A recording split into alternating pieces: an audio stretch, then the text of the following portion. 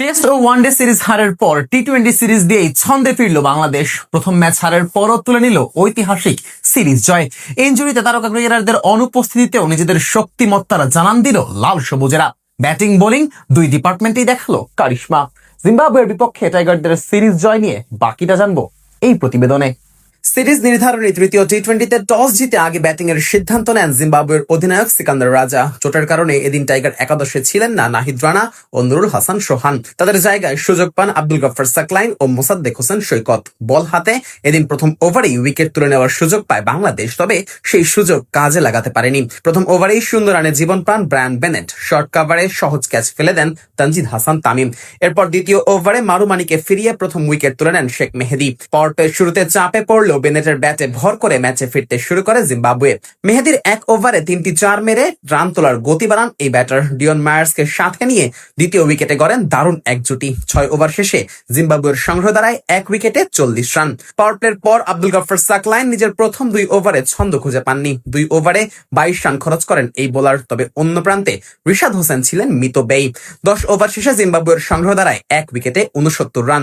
এরই মধ্যে দ্বিতীয় উইকেট জুটিতে 50 পূর্ণ করেন বেনেট ও মেয়ার্স। তবে এরপরই উইকেট তুলে নেন মোহাম্মদ সাইফুদ্দিন। ইনিংসের একাদশ ওভারে চতুর্থ স্টাম্পে করা চমৎকার ডেলিভারিতে বোল্ড করেন সেট হওয়া ব্যাটার ব্রায়ান বেনেটকে। 38 বলে 8-4 মেরে 47 রান করে ফেরেন এই ওপেনার। ভেঙে যায় মেয়ার্সের সাথে তার 71 রানের জুটিও। এরপর সিকান্দার রাজাকে বেশিক্ষণ টিকতে দেননি রিশাদ হোসেন। বড় শট খেলতে গিয়ে ইয়াসির আলী চৌধুরীর হাতে ধরা পড়েন রাজা। 6 বলে মাত্র 3 রান করে বিদায় নেন এই ব্যাটার। যদিও সেই ওভারের শুরুতে ছক্কা ও 4 মেরে টি-20 ক্যারিয়ারে নিজের তৃতীয় অর্ধশতক তুলে নেন ডিয়ন মেয়ার্স। 15 ওভার শেষে জিম্বাবুয়ের সংগ্রহ দাঁড়ায় 3 উইকেটে 109 রান।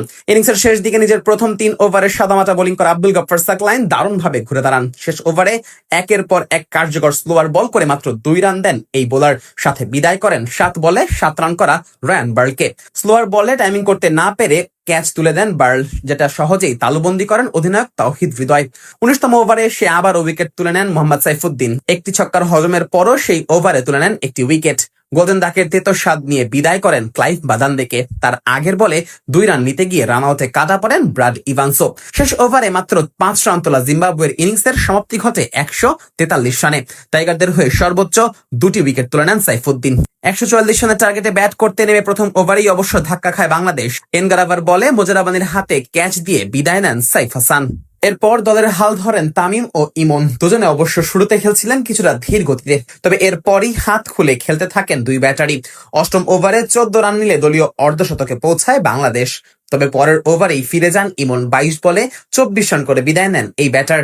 এরপর অধিনায়ক হৃদয়কে সাথে নিয়ে দলকে জয়ের বন্দরে নেওয়ার কাজটা করেন তামিম। তুলে নেন নিজের ব্যক্তিগত অর্ধশতক। শেষ পর্যন্ত ব্যাটারদের দৃঢ়তায় জয় নিয়েই মাঠ ছাড়ে বাংলাদেশ, সেই সাথে নিশ্চিত করে সিরিজ জয়ও।